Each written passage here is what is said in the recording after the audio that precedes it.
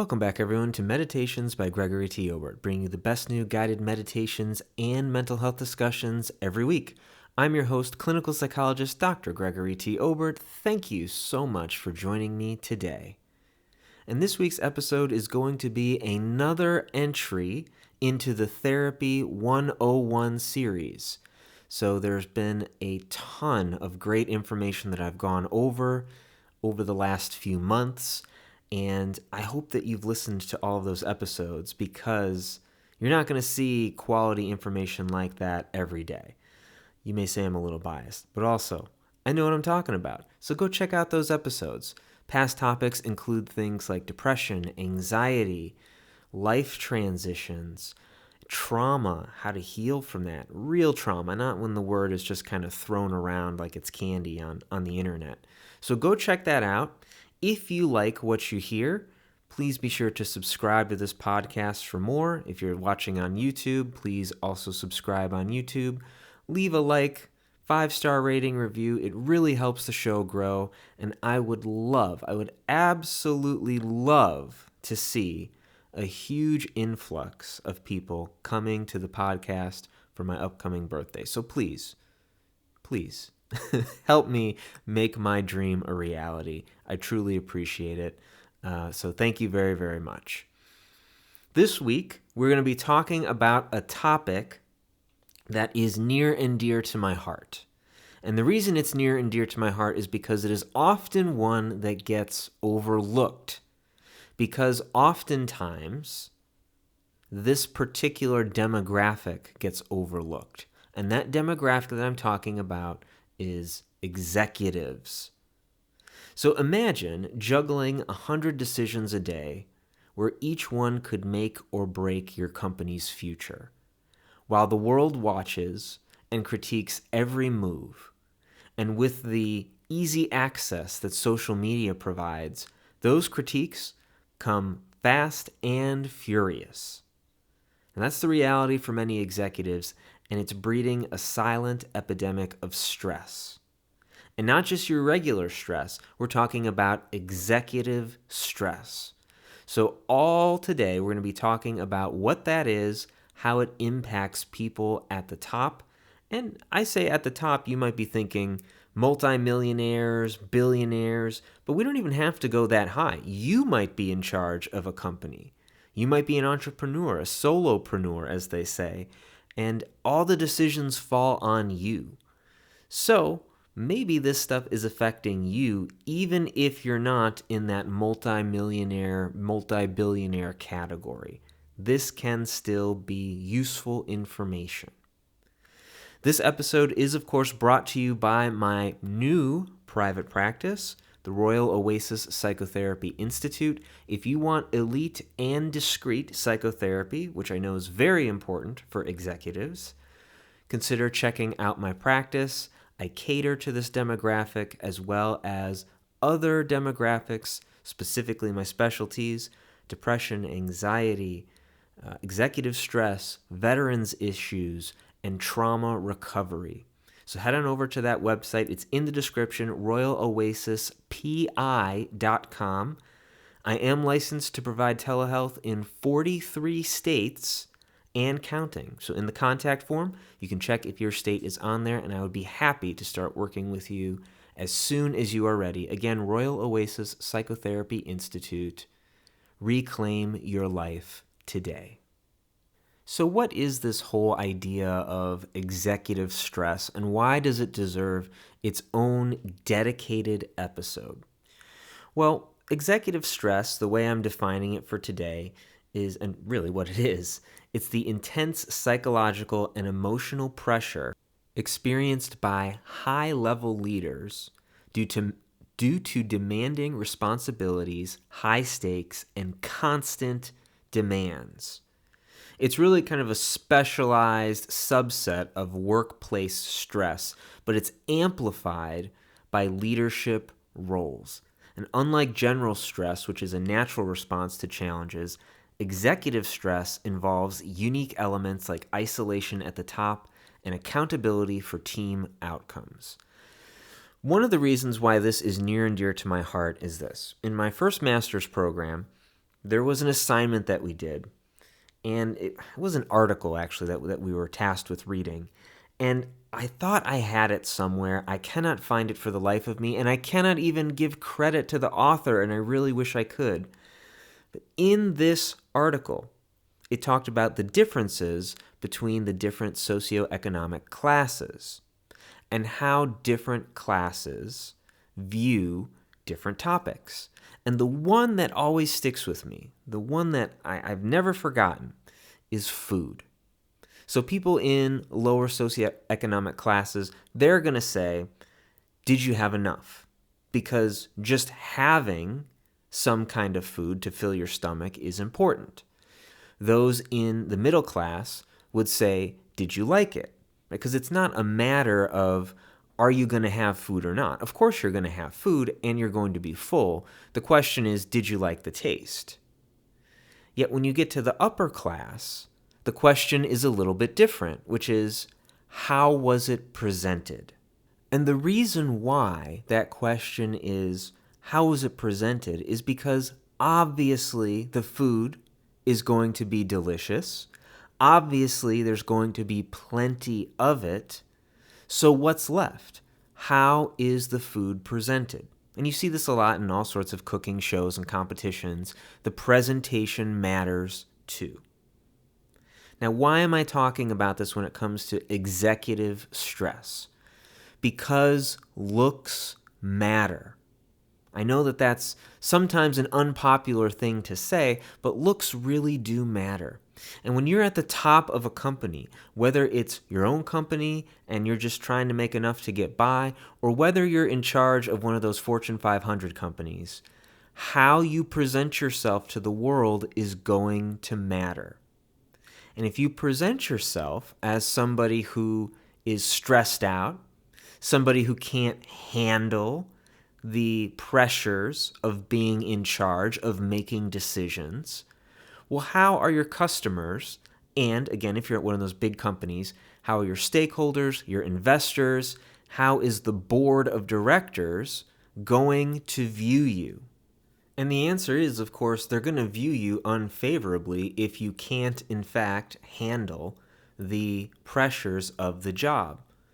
But the pressures of the job are unique when you're at the top because, in fact, you don't really have a lot of time off. In fact, thinking about someone who works at the top, they're probably going to be working 50 to 70-hour weeks, maybe more. And so if you have to work those long hours and you also have to present yourself as competent, cool, calm, collected the entire time, when the future of a company rests on your shoulders, that is a lot of pressure. It's very easy to look at people in charge, and certainly there are people in charge who are making poor decisions. I'm not trying to say every executive is always making great decisions. What I am trying to say, though, is that there are a lot of pressures that are on the average executive. And so what ultimately develops from this? Well, you're going to start to see little things crop up here and there, at least to start. And that might look like, hard to kind of shut the brain off, some worry, maybe some irritability. You might start to see some physical signs too, headaches, fatigue. You might feel drained because, hey, you've got a lot of choices to make, dozens, maybe hundreds of choices to make every day. Of course, with the public scrutiny, that's going to affect your emotional resilience. Think about it. You hear this a lot, especially for people that make content on the internet. Oh, well, don't listen to the haters. Don't listen to the haters. It's no problem. They just hate because they hate. And yes, sure, there are, of course, people out there who don't like to see anybody raised up and they want to tear them down. The reality is, though, that sometimes the criticisms are valid, and even if they're not, the person reading them, they're still people. And there's always that one person, that one comment that always just hits you And it can hit you at the right time of the day, the right time in your life, and it's just hard to shake. I mean, even as an example, I brought this up before. When I first started this podcast, there were people who gave me 1-star reviews or 2-star reviews, and they're still up there. And they were saying, oh, there's too much lip smacking. And, oh, the audio quality is just terrible. Now, of course, I had a lot of other great people leaving 5-star reviews, and it was really, really touching and helpful because it really encouraged me to keep going. Yet those couple of reviews, those negative reviews, stuck with me for a long time, a long time. And I tried to use them to improve the sound quality, and I think I've done better over the years. Now imagine if you're in charge of a company.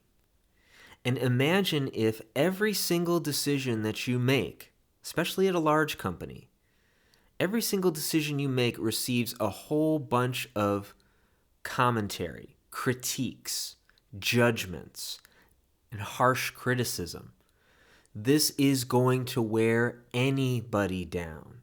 Eventually, that one comment, it's just gonna hit, and people are going to freak out. And you can see this online all the time. You can see this online all the time.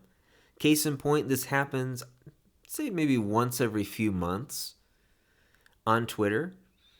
There'll be Elon Musk, and somebody will say something to him, and he might get upset. He might kind of go after them. This is the richest man in the world.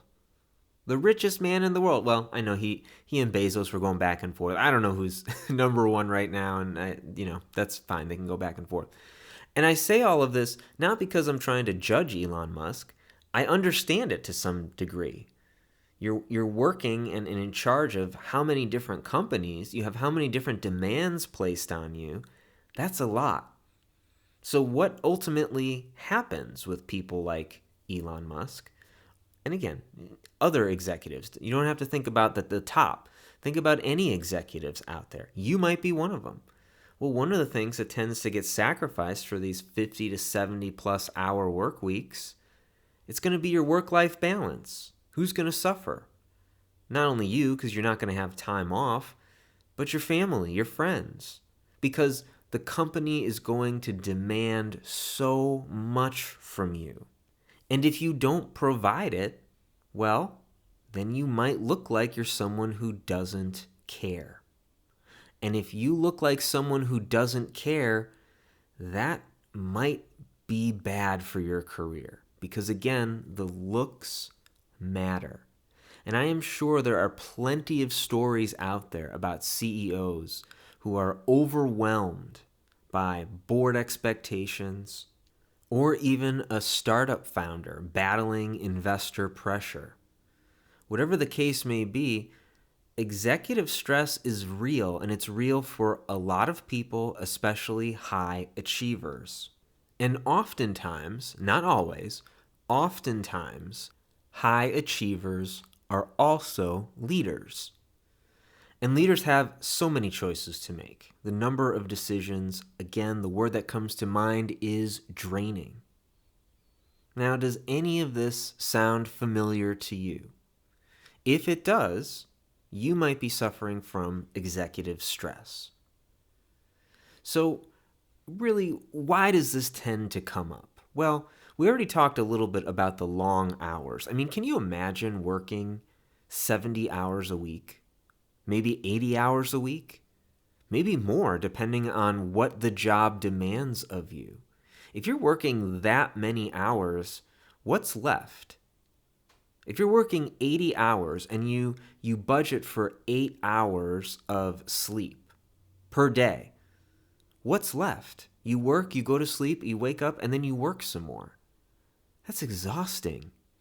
Those heavy workloads, those long hours, that's a lot. That is a lot for people to deal with. I can attest to some of that a little bit on a personal note. While I was finishing my internship for my doctoral degree, I was working a normal 8-hour job. It was 7:30 to 4. And then when I got home, I'd be jumping into sessions to make some extra money because they don't pay interns very well. And I would work from 5 until 8. So really, by the time I sat down at my day job, and you could start a little bit before that with drive time.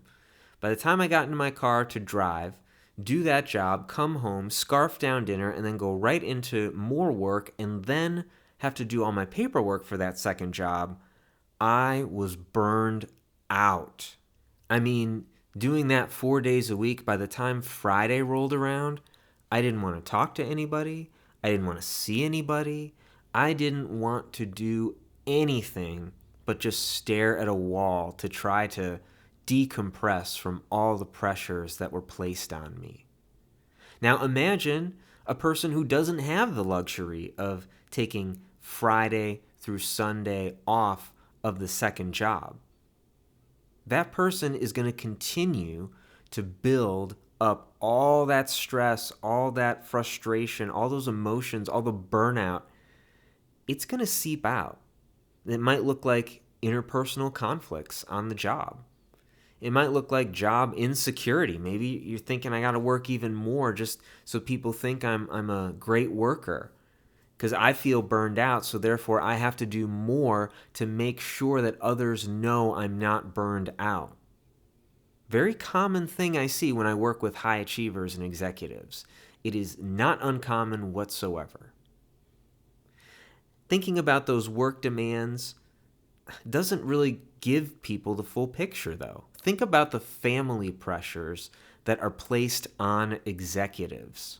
Most executives are going to be men, but of course there are female executives as well. My heart goes out to female executives in particular just because I think about the pressures of having a family while also trying to run a company. I mean, you don't really get to spend much time with your kids, if any. And considering you're the nurturer, the caregiver on that front, traditionally speaking, you're not really able to be around. I see the stories on social media a lot about women who are working these high-stress jobs, and they cry because they get to see their children do firsts through a webcam at a daycare. And that's heartbreaking to see that. It's heartbreaking. Now, don't get me wrong. I'm not trying to just say it's only bad for women, because male executives also have unique family pressures. Because maybe they want to come home, maybe they want to decompress from the day, but hey, kids are there. And you want to be a good dad for your kid, but maybe you're just not able to be there for them emotionally, even physically, because you just need time away from everything that happened on the job. Basic things like picking your kid up from school, taking them to a game, taking them to a movie, those things become a lot more difficult. And that's just talking about kids. What about your spouse? Spending time with them. Rekindling, or I shouldn't say rekindling. Well, it might be rekindling depending on where you're at in your life, but really continuing to stoke, that's the word, stoke the flame of your romance, of your relationship. That's not always going to be easy to do.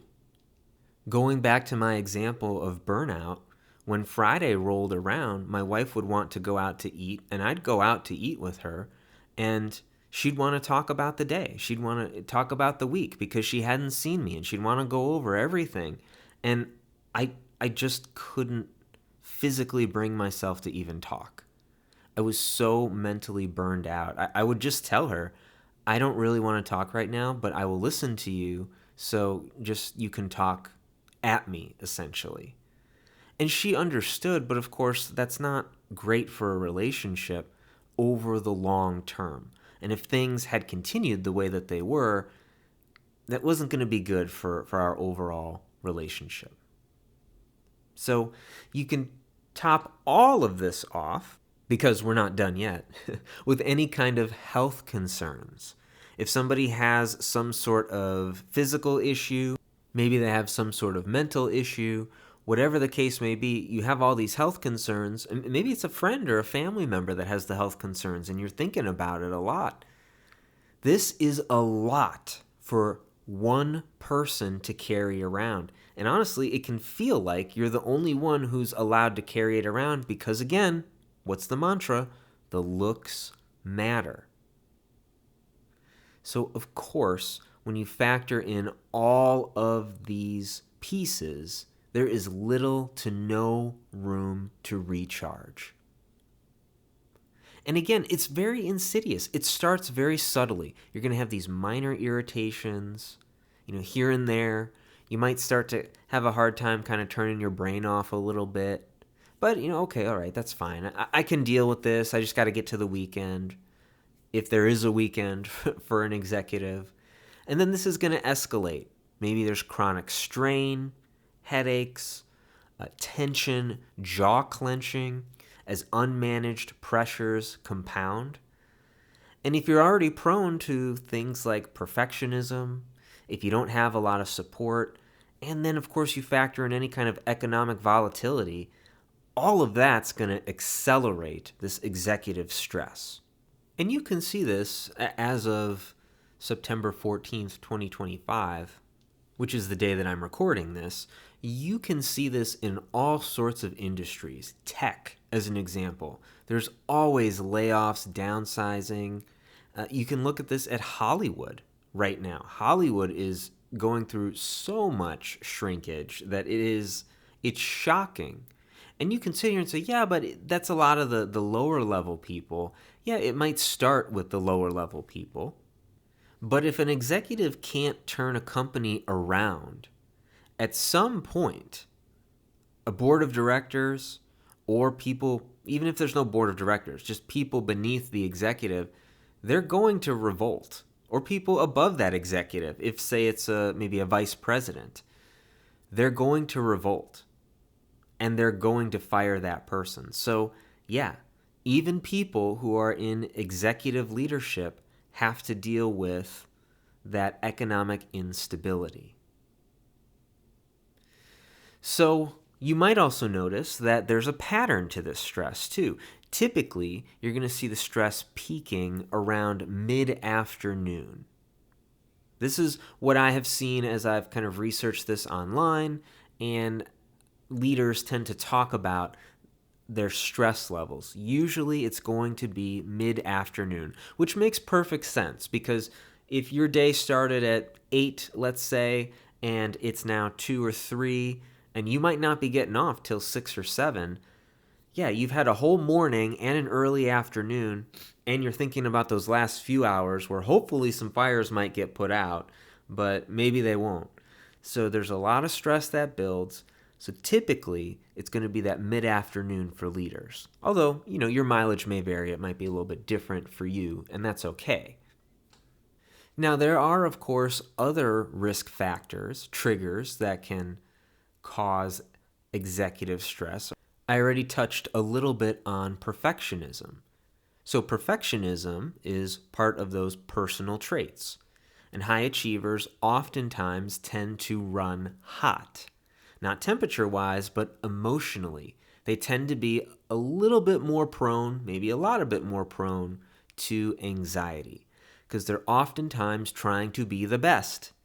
And in order to be the best, you need to make sure you're doing better than everybody else. And if somebody is doing better than you, well, that means you might be failing. You might not be doing as well as the other person. So you're failing, and you need to find a way to turn it around. I'm not saying that's a healthy way to look at it. I'm just saying that tends to develop in high achievers. You can also think about environmental triggers. Think about things like market changes. Maybe stock prices plummet. Maybe you've got to lay off some people. Maybe you got to fire some people. Those things can trigger a lot of stress. Maybe even if we think about those environmental pieces, because you hear this a lot from executives in smaller companies as the company is developing, maybe they don't take a salary. They only take what they need to kind of keep their lives moving, but they don't really take any set salary because that money needs to go back into the company. Well, that's pretty stressful to do all of this that I've mentioned for very little pay. And for a while, people can handle this. They might not handle it the best, but they can handle it. Might turn to things like using substances. Hey, I'm going to drink a little bit more, or maybe turn to something a little bit harder. It might look like isolating. It might look like, who knows, retail therapy. Who knows, whatever the case may be. And you might notice that it's happening, but you might not. Typically, it kind of creeps up on people. It's the classic, I believe it's the F. Scott Fitzgerald quote. I believe he's the one who said it, that bankruptcy happens gradually and then suddenly. In other words, people start to notice little losses here and there, and then all of a sudden, all of those losses add up to bankruptcy. How did this happen? That's oftentimes what you hear. People say, how did that happen? How could you let that happen? Well, maybe they just didn't realize it was happening, or thought the little losses, if you will, those little losses or stressors, they weren't that big of a deal. And they're not by themselves until they start to add up. So how does all of this impact somebody's mental health? Well, of course, you can have short-term and long-term consequences to this. So think about short-term consequences. You're probably going to have reduced focus. I'm not going to want to focus at a job that I feel is kind of mistreating me or is just very stressful. It's hard to do that. I don't want to throw myself into that day in and day out. You're probably going to see an increase in anxiety. Now, the level of that anxiety is going to differ from person to person. Maybe you see your anxiety increasing from, say, a baseline of 5 out of 10 to maybe a 7 out of 10. That's a big increase, going from more average levels of stress up to higher levels of stress and anxiety, in this case, anxiety, that worry. You might also notice a lot of irritability. Maybe you're having a hard time relating to people. Maybe you snap at them more. Maybe you're more irritable in your personal life too. And that's going to make it difficult to fully engage with the work if you're really irritable with the people around you. This also has its basis in science too, of course, that stress disrupts those prefrontal cortex functions. So if you point to the center of your forehead, right there is what's called the prefrontal cortex. And this particular part of the brain you can think about as the brakes of the brain. This is going to be where executive functioning occurs. Your decision making, your planning, your ability to inhibit your emotions. Not get rid of them, but just be able to kind of push pause on them so that they're not out of control. The more stress you feel, the higher your emotions get. Eventually, the emotional parts of your brain are going to take over and silence that signal coming from the logical part of your brain, the executive part of your brain. Now, what about those longer term consequences? Well, think about these short ones if they go unchecked. Chronic stress, you're going to risk depression. You're going to risk burnout. I mean, if I'm thinking that, man, I'm always worried and I'm irritable with people, even if I don't want to be irritable with them, I recognize that I'm doing it, but I just can't seem to stop. I can't focus on things. I don't have time for my family. I don't have time for myself. Yeah, people are going to start to feel bad. They're going to start to feel sad, and depression might set in. You're also going to see executive dysfunction. And really a better way to say that is emotional dysfunction. So trouble with planning, you're going to let your emotions run wild. And by run wild, I don't mean you're just going to, do the first thing that comes to mind, although that can happen. It just means that your emotions are going to be running your life more than they did when you weren't stressed. So think about how outside factors can contribute to this too. Public scrutiny. I've brought that up a number of times, but again, it's very valid. public scrutiny can erode your emotional resilience, proving that, hey, executives are people too. And when those people begin to feel that chronic stress and all of the pieces that go along with it, well, operating from an anxiety level, a stress level, a depression level of 7, 8, 9, 10 out of 10, and having to make sure that you're hiding it so that nobody sees it, so that nobody doubts your leadership, that is not a great way to live. I'm talking a lot about the mental consequences, but think about the toll that's going to take on somebody's body. Think about blood pressure. Think about weight. Think about energy levels. These things are all going to be impacted. Sleep. And if people can't function because their basic physical needs and mental and emotional needs aren't getting met, well, that's a disaster waiting to happen. Not just for the individual, potentially for the company and all of the people that they are leading. Think about trying to make a decision with anxiety levels out of control in that 7, 8 out of 10 range.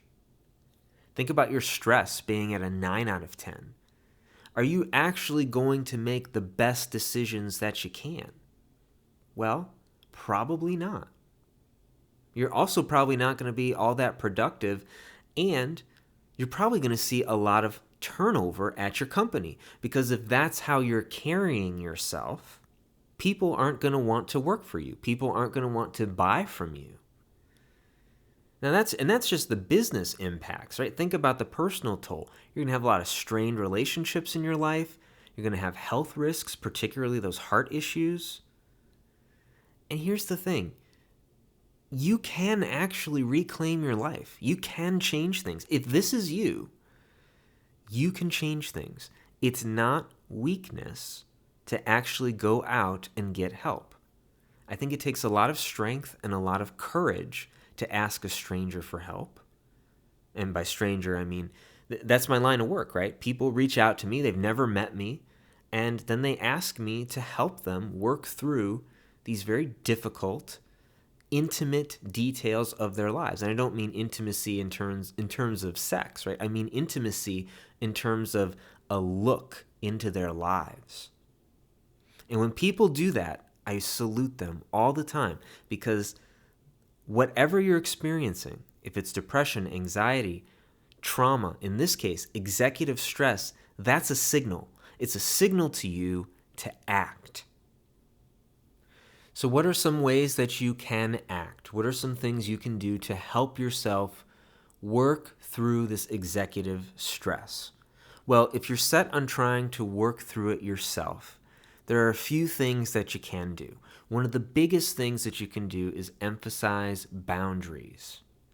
This happens a lot for leaders. They have a hard time delegating. They have a hard time prioritizing self-care, and they have a hard time utilizing support networks because they're the only ones that can do it. Does that sound like you? You're the only one that can do it? No one else is going to do it the exact right way you can? And maybe that's true. Maybe there are some people out there who, you don't really trust them to make the decisions that you want to make or do things the way you want it to be done. That's okay. The problem becomes when you feel the need to do everything. Even if someone's going to do it slightly different from you, if you feel the need to do everything, that's going to be a problem. In fact, to give an example of this, I've seen this happen with people who are in executive leadership, and I've seen it happen in just personal relationships. A very common thing that often happens in a family when a new baby is born, especially the first baby. Mom is going to do things differently than dad. And in fact, mom's probably going to be a little bit more thorough, if that's the right word to use. The classic example that I often hear, bottles, cleaning bottles. Right? Dad's going to go through, he's going to clean the bottles, but did he clean them as well as mom did? Because you got to make sure that those bottles are not only spotless, but then you got to sterilize them, and then you got to put them in the dryer, and you need to make sure that they don't touch the counter, because if they touch the counter, then that means there's going to be germs on them, and then the baby's going to get those germs, and if the baby gets those germs, the baby might get sick, and something bad might happen, and it's all because you didn't wash the bottles the right way. Is your head spinning yet? Because that's often what happens when I talk with people about this exact issue. The problem isn't so much that the task isn't getting done. The problem is that in these instances, and again, it's understandable to a large degree, the woman just gave birth. She cherishes this life that she created. There's also a flood of hormones going on throughout the body, right? So you got to keep all that in mind. The issue isn't that the task isn't getting done because both mom and dad are washing the bottles. The issue is that mom is having a hard time letting dad do it the way that he is going to do it.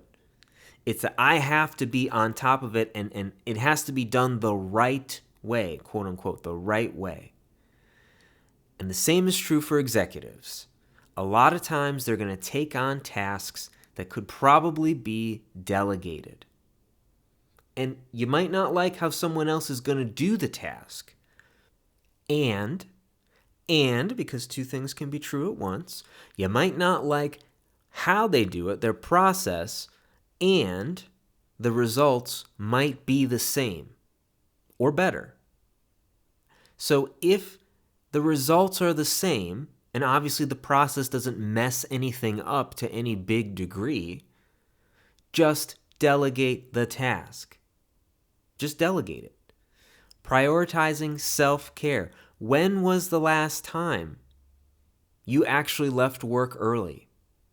If you are an executive and you are dealing with this executive stress, when was the last time you left work early to go do something for you?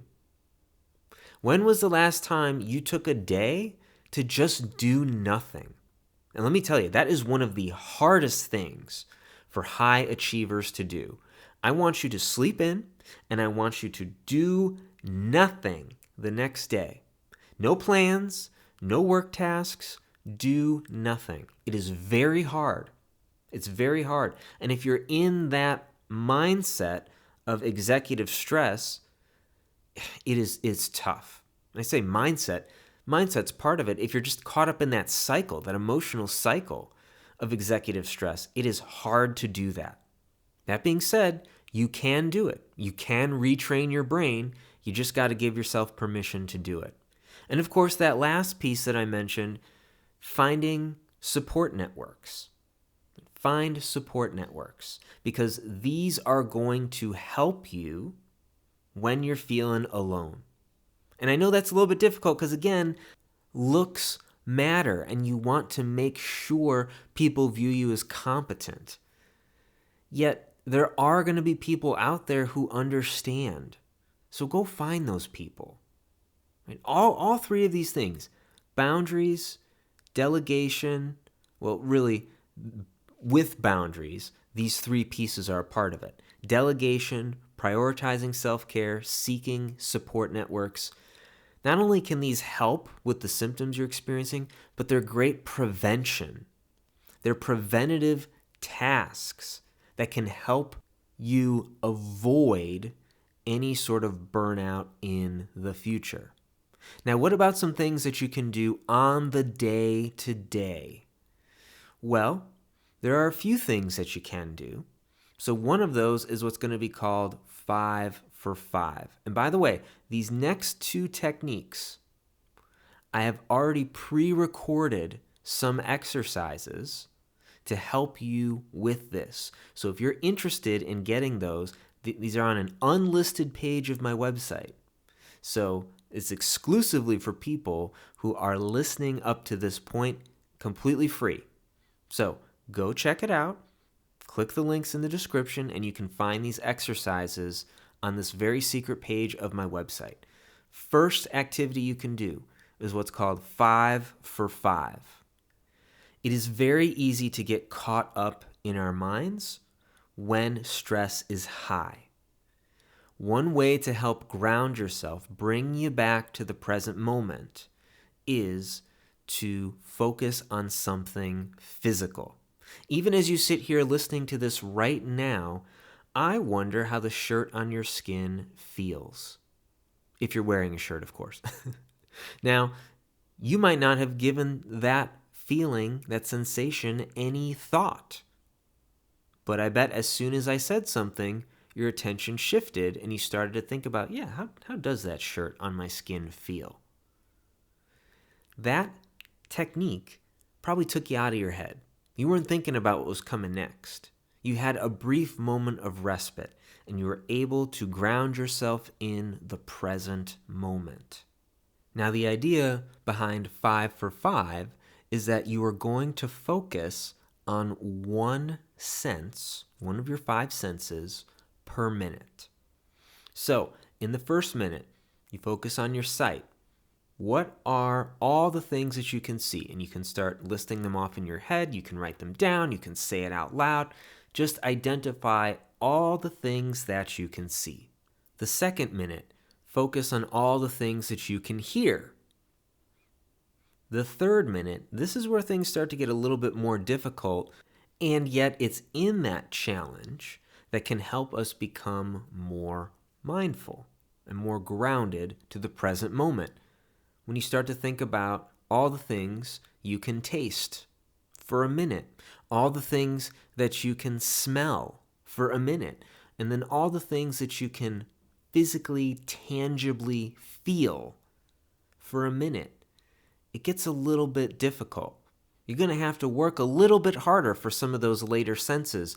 Yet when you do, the more that you do, you are going to get much better at grounding yourself rather than being whisked away into all of the stress that your brain is shouting at you because you're dealing with so much of this executive stress.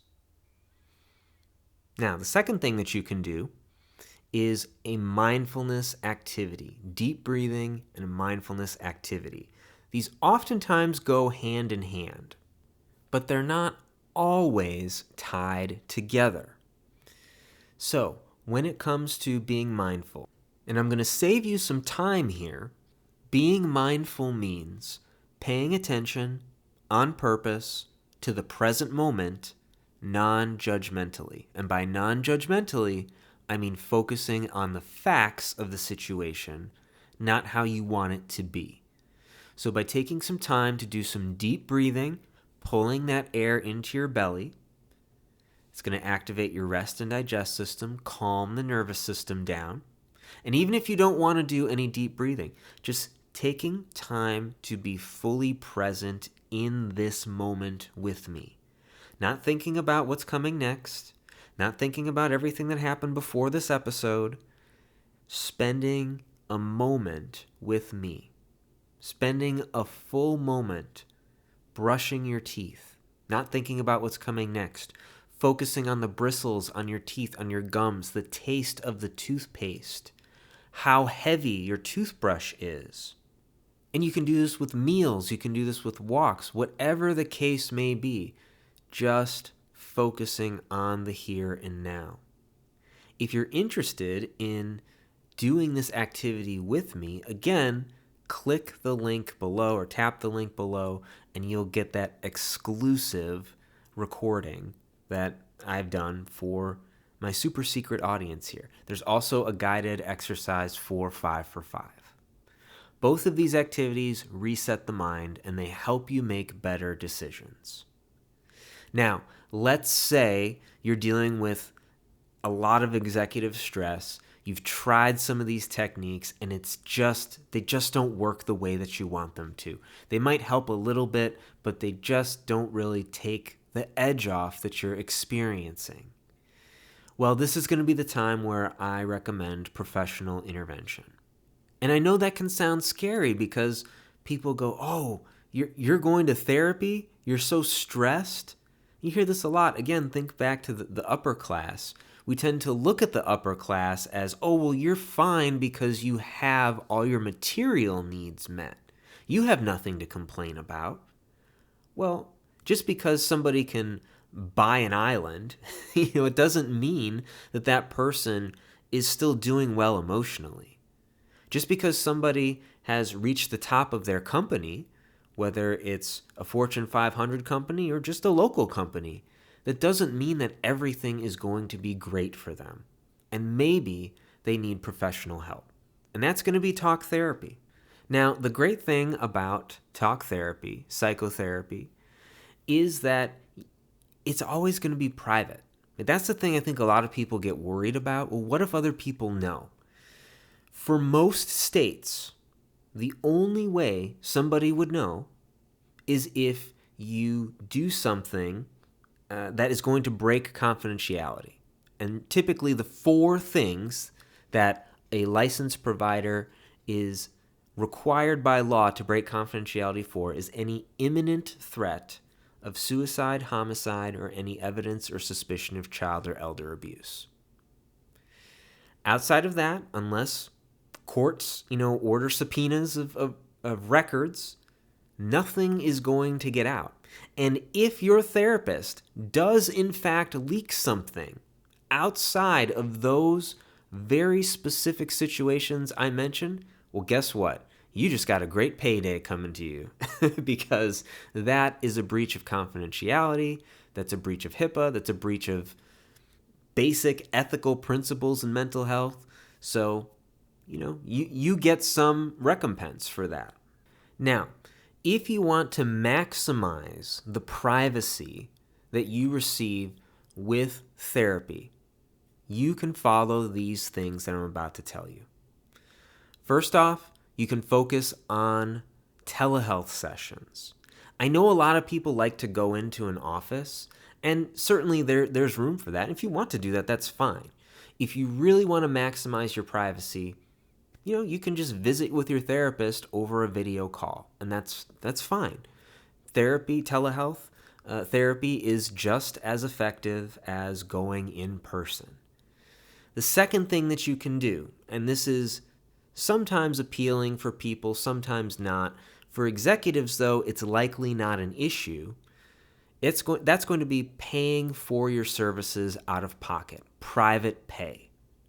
And that's something that I do with Royal Oasis Psychotherapy Institute. The reason for that, and I did a whole episode on this, on why private pay is better, so you can go back and listen to that Therapy 101 episode if you want a more in-depth discussion on this. It's not about greed. It's about paying for valuable services and circumventing insurance companies. Because if you use your insurance, well, the person who pays gets to see what the diagnosis is. And of course, if the insurance company ever decides to audit that particular provider, well, guess what? Then they get to see progress notes. And of course, they get to refuse payment for any services they think are subpar. And so then it falls on the client anyways to pay for those services. And it's a whole mess. It's a whole mess. Just take yourself out of that dynamic and pay out of pocket. Pay people who are highly qualified and have them help you in the best ways that they can. That's something that I strive to do, to be the best when it comes to mental health treatment. And if anything that you've heard in this episode sounds like you and you think you could benefit from some kind of professional psychotherapy, click that link in the description. Head on over to my website, get signed up for an intake. I'd be more than happy to meet with you and to help you accomplish your treatment goals, in this case, reducing that executive stress. Because here's the thing, you're never going to eliminate stress entirely, and you don't want to. Stress is very closely related to anxiety, and performance tends to be poor when we have too little or too much anxiety.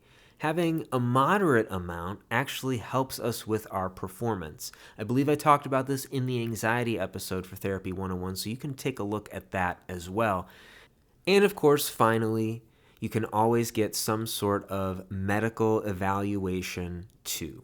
Because maybe there's something physically going on, some sort of imbalance, maybe, thyroid issue, whatever the case may be, that might be contributing to, might be the sole cause, but it's likely going to be something that's contributing to that executive stress. And remember, as someone who is making a lot of decisions, if you are an executive, decisions made from peace are more effective than when they're made from fatigue. So, what's the takeaway here? Well, the takeaway is that executive stress is real. It's a different type of stress than what the average person may be experiencing. It develops from hidden pressures, it can harm mental health, but here's the thing, it is treatable with not only things you can do on your own, like mindfulness, social support, but also from professional interventions like psychotherapy. So here's the thing, start with one of these two techniques that I mentioned. They're free. Go to my super secret webpage. Start it today. Your leadership depends on it. If that's all you need, one of those two particular techniques, great. Then you have just improved the quality of your life and your workplace. If you think you need a little bit more help, reach out to me at Royal Oasis Psychotherapy Institute. You can always sign up for a free 15-minute consultation call. And then if you feel like it's a good fit for you, we can absolutely get started and do official private therapy that is, again, elite and discreet in nature. So I hope you all learned something from this episode. I hope it was helpful for you. If you have listened this far, thank you so much. I truly appreciate it when people listen all the way to the end. And please leave a 5-star rating and review, or like, or subscribe wherever you're listening to this, because this is also on YouTube as well. I appreciate it greatly. And be sure to check out some of my other Therapy 101 episodes for specifics on other mental health conditions.